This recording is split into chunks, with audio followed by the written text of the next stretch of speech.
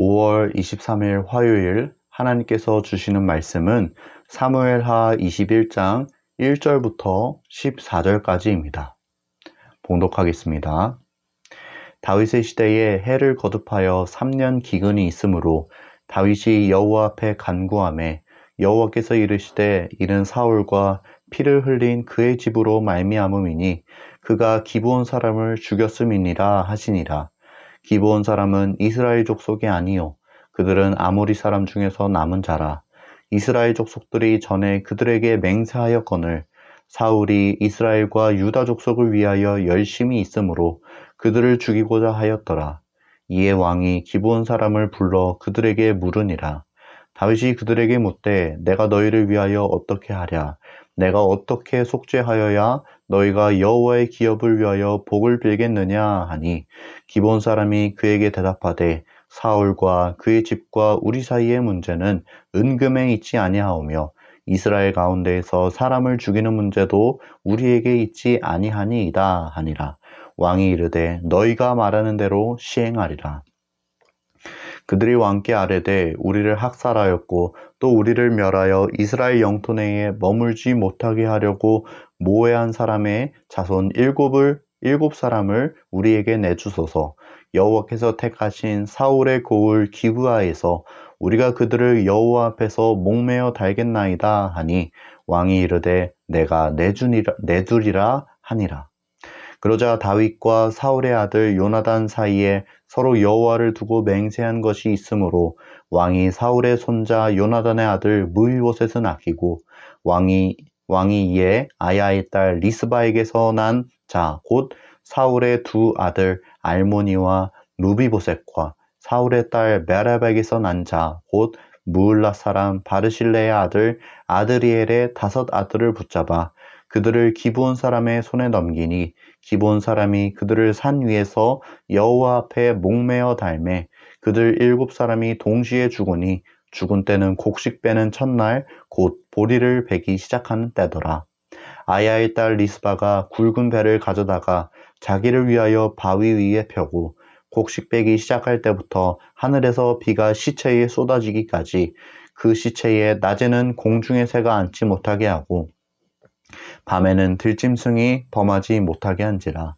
이에 아야의 딸 사울의 첩 리스바가 행한 일이 다윗에게 알려지매 다윗이 가서 사울의 뼈와 그의 아들 요나단의 뼈를 길르앗 야베스 사람에게서 가져가니 이는 전에 블레셋 사람들이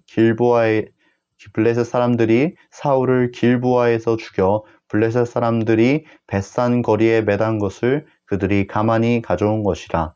다윗이 그곳에서 사울의 뼈와 그의 아들 요나단의 뼈를 가지고 올라오매 사람들이 그 달려 죽은 자들의 뼈를 거두어다가 사울과 그의 아들 요나단의 뼈와 함께 베냐민 땅 셀라에서 그의 아버지 기스의 묘에 장사하되 모두 왕의 명령을 따라 행하니라. 그 후에야 하나님이 그 땅을 위한 기도를 들으시니라. 다윗이 왕궁으로 돌아와 이스라엘을 다스릴 때에 해를 거듭하여 3년 기근이 들었습니다. 그래서 다윗은 이 문제를 놓고 하나님께 기도합니다. 그러자 하나님이 그에게 말씀하시지요. 이는 사울과 피를 흘린 그의 집으로 말미암음이니 그가 기브온 사람을 죽였음이니라. 기브온 민족은 예전에 여호수아가 가나안 땅을 정복할 당시 이스라엘을 속여 그들과 화친을 맺은 민족입니다. 여호수아 9장에 보면 그 내용이 기록되어 있죠. 그런데 문제는 무엇이냐면 사울이 이스라엘과 기브온 사이에 맹세를 깨뜨리고 그들을 학살하였다는 것입니다. 사울은 이스라엘과 유다 족속을 향한 잘못된 열심으로 이스라엘 땅에 있는 기브온 사람들을 무참히 살해하였습니다. 이것을 알게 된 다윗은 기브온 사람을 불러 모아 그들에게 물었습니다. 내가 너희를 위하여 어떻게 하랴? 내가 어떻게 속죄하여야 너희가 여호와의 기업을 위하여 복을 빌겠느냐? 그러자 기브온 사람이 대답합니다. 사울과 그의 집과 우리 사이의 문제는 은금에 있지 아니하오며 이스라엘 가운데에서 사람을 죽이는 문제도 우리에게 있지 아니하니이다. 이게 무슨 이야기냐면 이 문제는 돈으로 해결할 문제가 아니라는 것입니다. 그렇다고 자신들이 이스라엘 사람의 죽음을 원하는 것도 아니라는 것입니다. 그들이 원한 것은 자신들을 이렇게 학살하고 이스라엘 땅에 살지 못하게 했던 사울 일가를 벌하는 것이었습니다. 5절과 6절에 보면 기브온 사람이 다윗에게 이야기합니다. 그들이 왕께 아뢰되 우리를 학살하였고 또 우리를 멸하여 이스라엘 영토 내에 머물지 못하게 하려고 모해한 사람의 자손 7사람을 우리에게 내주소서. 여호와께서 택하신 사울의 고을 기브아에서 우리가 그들을 여호와 앞에서 목매어 달겠나이다. 다윗의 입장에선 이들의 청을 들어주지 않을 수 없었습니다. 하나님께서 이 문제 때문에 이스라엘에 기근을 내리셨기 때문입니다. 그래서 다윗은 기브온 사람들에게 사울의 7자손을 내어주는데, 일단 요나단과의 약속을 기억해서 그의 아들 무비보셋은 아껴두고 사울과 그의 첩 리스바에게서 난 두 아들과 사울의 딸 메랍의 5 아들을 그들에게 넘겨주었습니다. 그리고 기브온 사람들은 그들을 나무에 달아 목매어 죽게 만들었습니다. 보통 나무에 달린 그런 시신들은 하루가 지나기 전에 거두는 것이 관례이지만 사울의 자손들은 그 시신이 계속해서 나무에 달려 있었습니다. 왜냐하면 이들의 죽음은 그냥 평범한 죽음이 아니라 속죄의 의미를 지닌 죽음이었기 때문입니다. 10절에 보니 하나님의 진노가 풀려 비가 시체에 쏟아지기까지 그것들이 계속 밖에 있었다고 성경은 기록하고 있습니다. 그런데 이 버려진 시신들을 지극정성으로 돌보는 사람이 있었습니다. 그녀가 바로 아야의 딸 리스바였습니다. 리스바는 사울의 첩으로서 목매어 죽임당한 2 아들의 어머니였습니다. 리스바는 자신의 2 아들과 나머지 5 손주의 시신이 짐승에게 해를 당하는 것을 원치 않았습니다. 이때 당시 시체가 방치되어 짐승에게 이렇게 손상당하는 것은 매우 수치스러운 일이었기 때문입니다.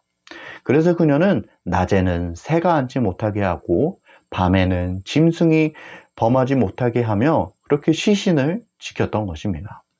그리고 이 소식은 곧 다윗의 귀에도 들리게 됩니다.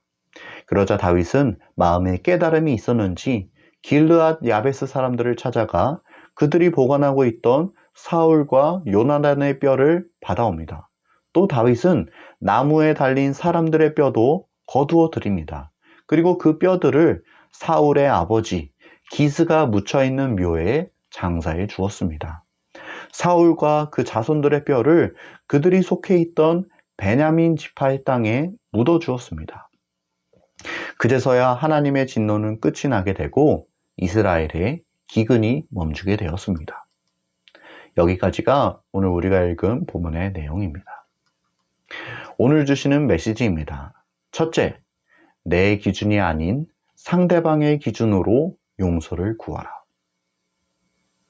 이스라엘에 무려 3년 동안 기근이 일어나게 되었습니다. 그것은 다름 아닌 사울이 무고한 피를 흘렸기 때문입니다. 그래서 다윗은 기브온 사람에게 용서를 구하고자 하였습니다. 내가 어떻게 속죄하여야 너희가 여호와의 기업을 위하여 복을 빌겠냐고 그들에게 묻습니다. 그러자 기브온 사람이 대답합니다.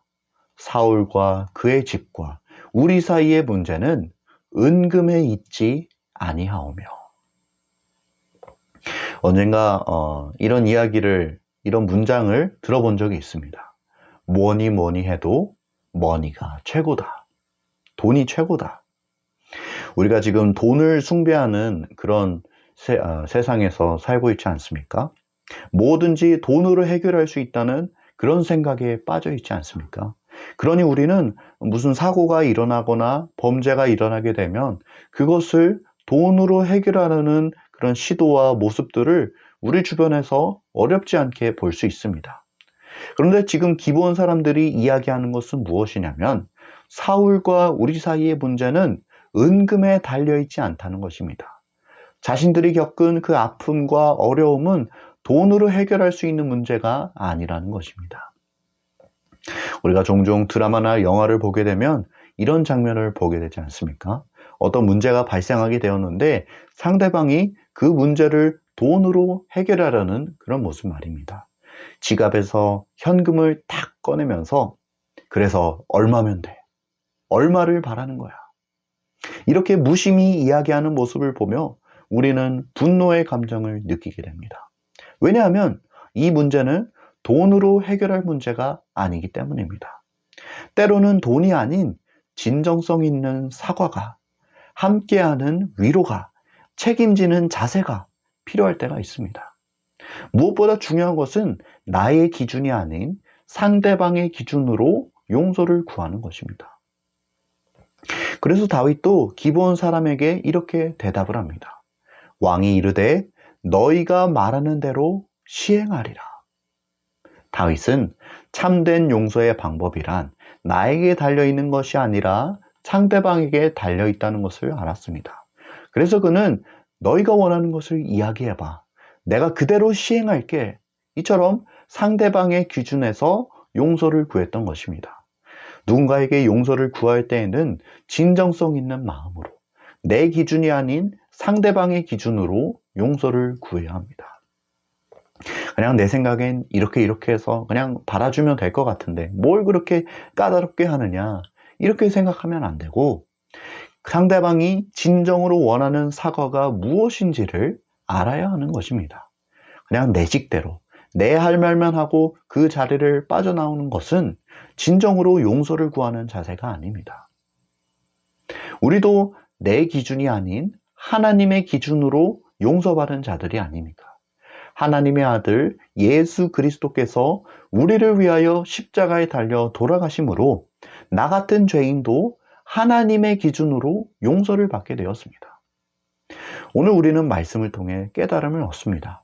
그것은 바로 내 기준이 아닌 상대방의 기준으로 용서를 구해야 한다는 것입니다.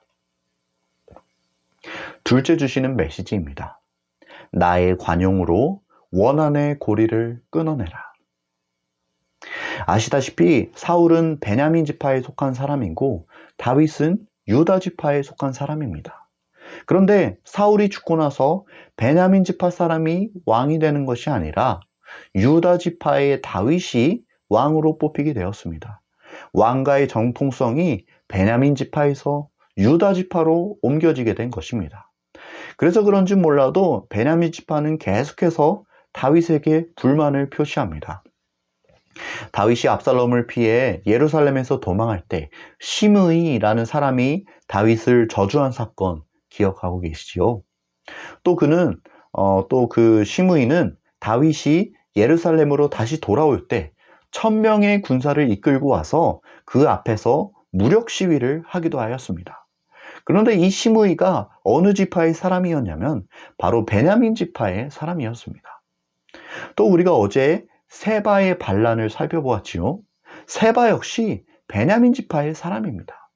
이처럼 베냐민 지파는 다윗을 향한 불만을 가지고 있던 지파였습니다. 그런데 이번에 다시 한번 다윗과 베냐민 지파 사이에 문제가 발생하게 되었습니다. 바로 다윗이 기브온 사람들의 청을 들어주어 베냐민 지파의 7자손을 나무에 달려 죽게 하였던 것입니다. 그들의 시신은 오랜 기간 사람들이 보는 곳에 달려있게 되었습니다. 이 얼마나 수치스러운 죽음입니까? 이 얼마나 불명예스러운 일입니까? 다윗과 베냐민 지파 사이에 또 다른 갈등의 씨앗이 심겨지게 된 것입니다. 이 나무에 달려 수치스러운 죽음을 당한 그 베냐민 지파의 그 사람들을 바라보며 다윗은 과연 어떤 생각을 하였을까요? 시므이도 그렇고 세바도 그렇고 내 말을 그렇게 듣지도 않고 눈에 가시 갔던 그 베냐민 지파 사람들이 저렇게 수치스러운 죽음을 당했으니 마음이 좀 시원하지 않았을까요? 그냥 계속 그 시신을 나무에 매달아 두어서 나에게 반역하는 사람은 이렇게 된다. 까불지 마라. 그런 사실을 사람들에게 알리고 싶지 않았겠습니까? 그런데 다윗이 어떻게 했다고요? 그는 나무에 달린 시신을 거두어다가 그것들을 그들의 조상의 묘에 묻어주었습니다. 뿐만 아니라 다윗은 사울과 요나단의 뼈를 받아와서 그 뼈를 사울의 아버지 기스의 묘에 함께 묻어주었습니다. 이는 다윗이 베냐민 지파를 배려하여 그들이 수치를 면하게 하였던 것입니다. 다윗이 그들에게 보여주었던 것은 관용입니다.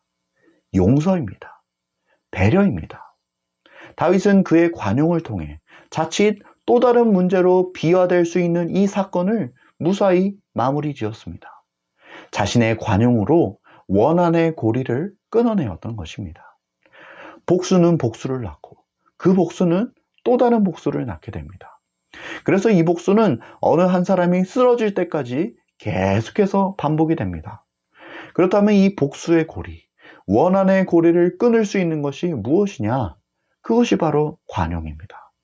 국어사전에 보니 관용은 이런 뜻을 가지고 있다고 합니다. 남의 잘못 따위를 너그럽게 받아들이거나 용서함 또는 그런 용서. 우리도 하나님께 그런 용서를 받은 자들이 아닙니까? 내가 하나님께 용서를 받은 것처럼 나도 누군가를 관용하고 용서할 때에 원한의 고리는 끊어지고 비로소 갈등이 멈추어지게 되는 것입니다. 오늘 주신 말씀을 꼭 기억하시면서 내 기준이 아닌 상대방의 기준으로 용서를 구하고 나의 관용으로 원한의 고리를 끊어내는 우리 모두가 될 수 있기를 간절히 소원합니다.